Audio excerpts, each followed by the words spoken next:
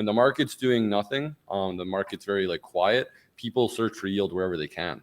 And lately that's just been on chain. Welcome everyone to another episode of Tools of the Trade. Trip, my man, how you doing? Good. How you doing? Good, man. Good to be back in the saddle, I guess. Not even back in the saddle, right? I think we're just experiencing some volatility finally after like a month and a half of kind of just sideways chop. We finally got our range break. Markets have sold off, and yeah, a lot to talk about today. But first, what are we doing in macro land? I think that's kind of my actually biggest question here, just because, from my point of view, macro kind of impacts things to an extent. Like we saw over the summer, the decorrelation, but it seems as though markets are feeling heavy in equity. So I'd love to get your take on that. Yeah, I mean, we talked a little bit about last week what happened kind of relative to ES and NASDAQ. So 4630 was August 1st. So we've essentially just been trending down for 3 weeks in August, call it, right? Like that's just kind of been the downtrend for NASDAQ and S&P. If you look at what the leaders were, it was tech, AI, like chips. Obviously, NVIDIA kind of erased its gains today. I think just general consensus around the market adjusting the expectations for rate cuts next year, like what they were anticipating and now what's kind of being priced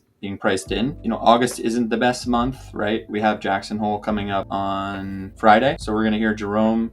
We know that's kind of a big event because it sets the stage for basically fourth quarter as we round out the year. I mean, markets have rallied a fair in the face of a lot of disbelief like this whole year. Are these the tops on the indices? I don't know. It's kind of too early to tell. I mean, we're sitting here on the Kijun for the S&P and kind of sitting or trying to hold the Kijun on the NASDAQ. I mean, last stream, we talked about how this basically like 14.7, 14.8 level could get hit.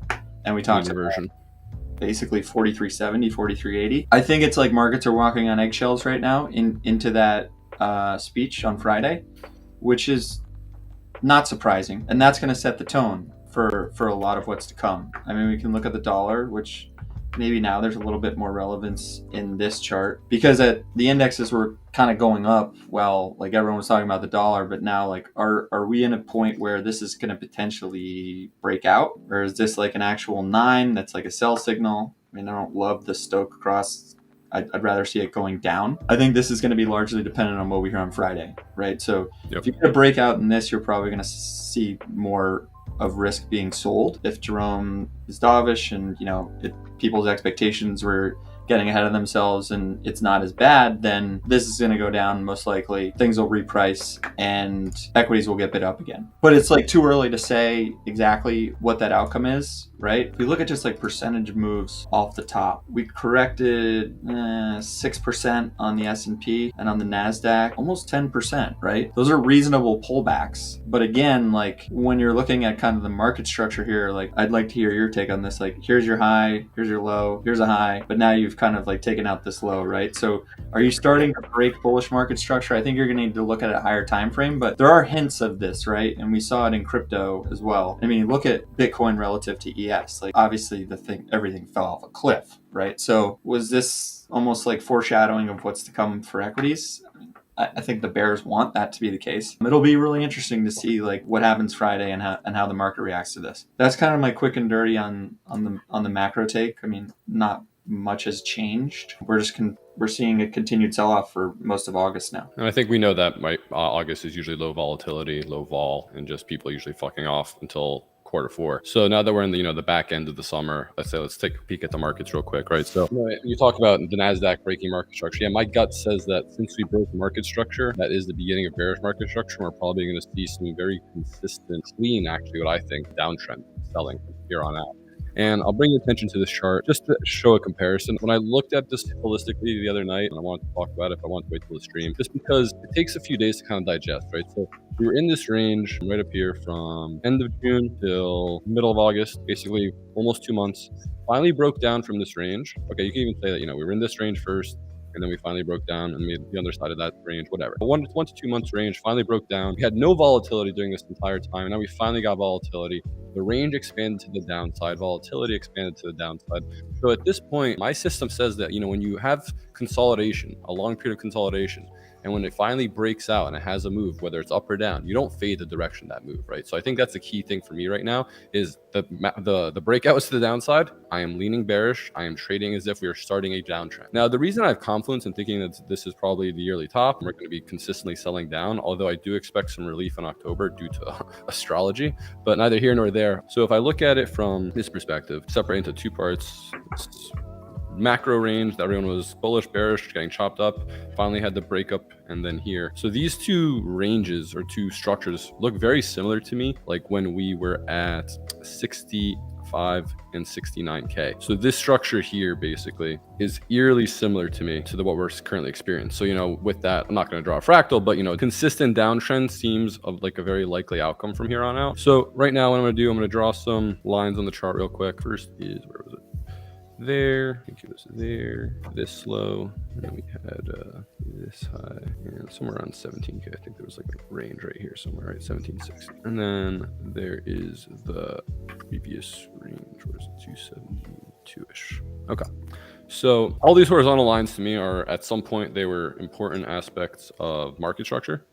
Not this one, but actually we'll leave that one there just for illustration purposes. So these are all important aspects of market structure for me. So when you broke them, you saw serious moves to the upside or downside. So now what I'm kind of expecting, I posted this on Twitter earlier, you know, that I think the most probable scenario right now is we're not going to get released to the upside until we sweep the lows. And the reason being, I think that this high at 31.7 was a marginal higher high compared to right here. So this higher low to me is not safe. This is Coinbase spot exchange. On a lot of derivative exchanges, this level was swept due to liquidations. So I really think those are prophecy wicks, basically saying that we are going to sweep these lows and see if there's actual demand beneath them. So I wouldn't be surprised if we get a sweep below this low, maybe somewhere into even 23K, 24K, because this is a significant order block of demand, or before we basically start our up only for the end of the rest of March. So a sweep below 24.7, I'd say around 24 to 24K. A retest of this range low turned range high, turned once again resistance at 27.2-ish. Then I'd probably expect a sweep down to this 21.6 level, which is basically that range low. But I actually think we go deeper, go up here, come down here, and then see what happens. So all I'm saying here to illustrate this is that I'm expecting very orderly selling with a lower low, lower high, lower low,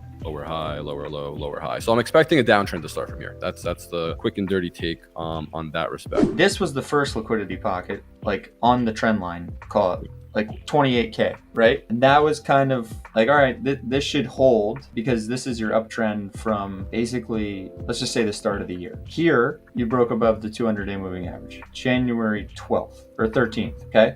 Yep. You bounced off it here. So then this is now your uptrend, like basically that you can kind of look at. I mean, this isn't perfect, but like we had the distribution, okay, top of the channel down to here, bounced literally like perfectly. Did not hit the 200-day moving average. So you're like, all right, like we came up here, we made like barely a higher high, and then this is where you need it to hold. Now that this just like nuked through this and we're below the 200-day moving average, like when we break down the 200-day moving average, like yeah, there are fake outs, but even this was from September 19th to I guess October 1st. So maybe it's a fake out, like maybe go back up, but like so it looks very similar to November, dude. So like that's what I was saying, like the structure from 65 and 69K. If you even look at the MAs there, right? Like you see the red MA, you broke below it, you wicked below it to what, like 41K. You had that liquidation wick. Yeah, you got back above it slightly, but that to me is that 27.2 retest we just discussed, right before it just downtrends down. Right. Because look what happened when price lost the red MA over by November, October, like 69K. It just went down only after that. This is very bad for me.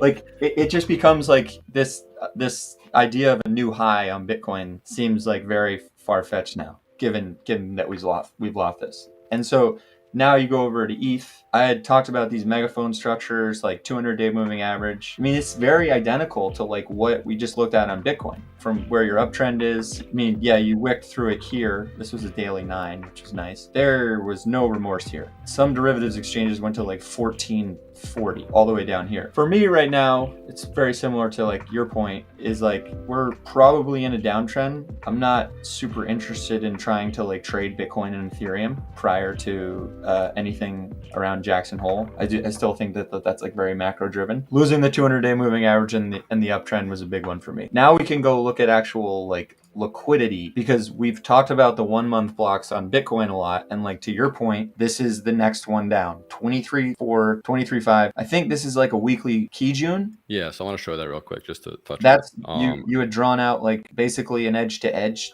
or like a, you got to get back in the cloud type. You got to get back in the cloud. And the way I saw that happening, the best case scenario I saw that happening is you would come back here, you would consolidate in the key June, and then right around here is where you would attempt it. And that's kind of November, October to me.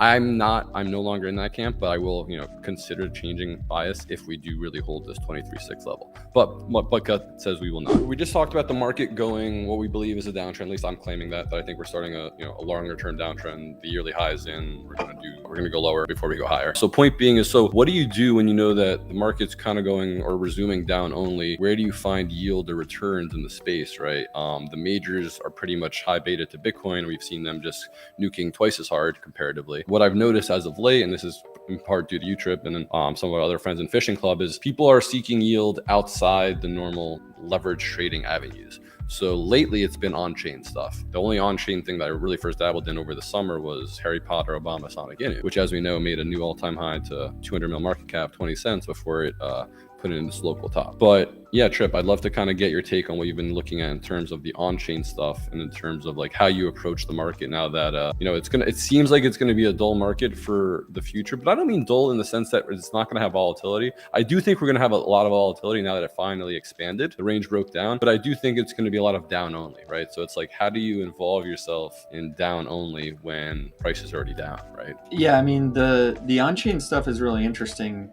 because, one, the regulatory landscape and everything going on with centralized exchanges just kind of positions it to be a favorable environment to play in. I mean, it's super PvP. It's like trading on high leverage because the moves are so crazy. And there's like so much interesting analysis that can be done around holders, wallets, like, the whole thing with like a lot of these coins and how there's basically a buy and sell tax. Like, I don't remember that when I played on chain like a couple of years ago. So there's always some crazy new thing in crypto, right? And so if it's a double-sided one, then companies are making a lot of money. Like, you have to look into that. I mean, there's a bit more of under the hood analysis of seeing like, what are the tokenomics basically, right? We're not necessarily doing that with the liquidity theory, but there's a time and place for it. And if you were on chain, like, you are making a lot of money being early to these things, right? But there's like a tech side of it too, like understanding how to use bots, right? Like snipe contracts early. For me, it's figuring out what are potential narratives. Like, and gambling has always been something that just went hand in hand with crypto for me. Still the best thesis in crypto, right? The best use case, use case in crypto. Better than the social fi thing. Like the friend tech thing is extremely interesting right now because there's people that had talked about this happening. I mean, I remember I was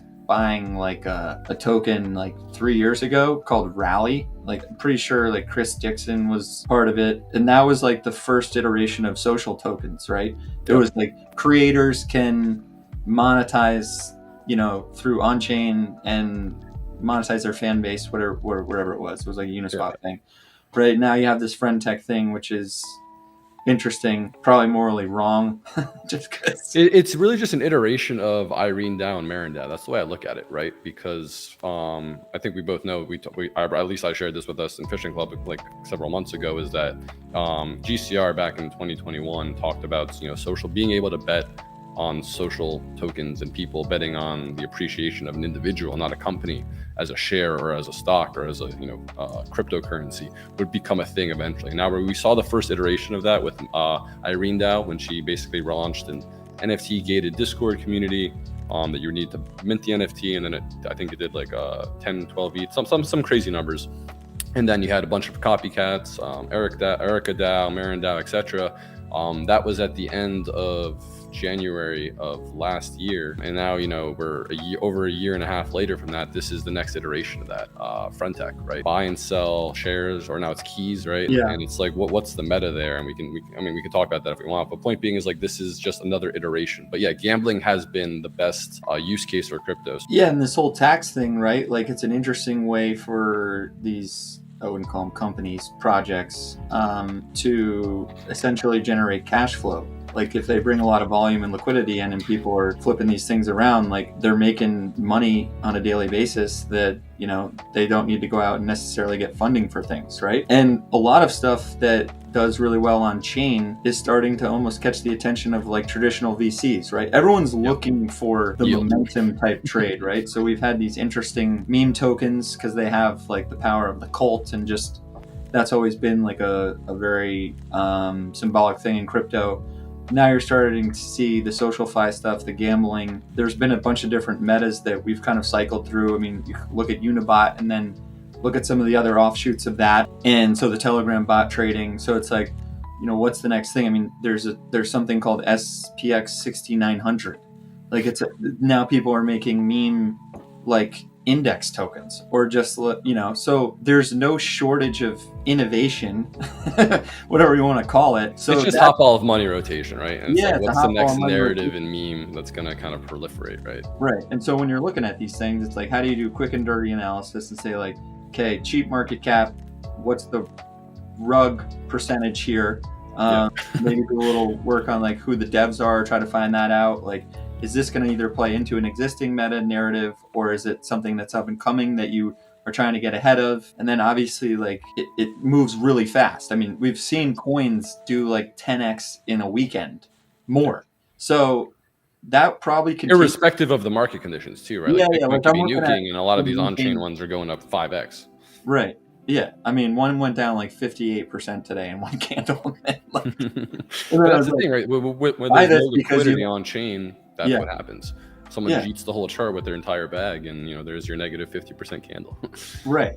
But that's opportunity for other people. Like whatever, they move money around. Person was probably in super early, and they flipped it into another thing because it's just constantly flipping on-chain coins into, it's like, all right, maybe you take out your initial, right? And then you're going to put it somewhere else, right? That could have been a lot. Who knows? But the point is like the on-chain stuff seems to be like it's going to be in favor because of the regulatory stuff. And also the majors probably won't see any huge activity until you start to get some of that, the dates coming up for the ETFs and whatnot. Yeah, you need a catalyst, right? So to your point on that is because the majors are doing fuck all, and the market is still PvP, retail is not coming into the space, right? Like there's no new fresh flow of capital. So everyone who's just been sitting in their bags, who either, you know, maybe the whales who bought crypto or ETH or BTC at the lows, they've just been hanging out with their bags, getting bored. Now they're deciding like, what can I do that's fun, right? And then the remaining 69 of us, you know, on crypto Twitter who are all trading on leverage on derivatives exchanges, like, well, I'm getting a little bored of this. Like, let me see what else I can do. And they start looking on chain. They look for yield. And I think that's the point to get across is when the market's doing nothing, the market's very like quiet,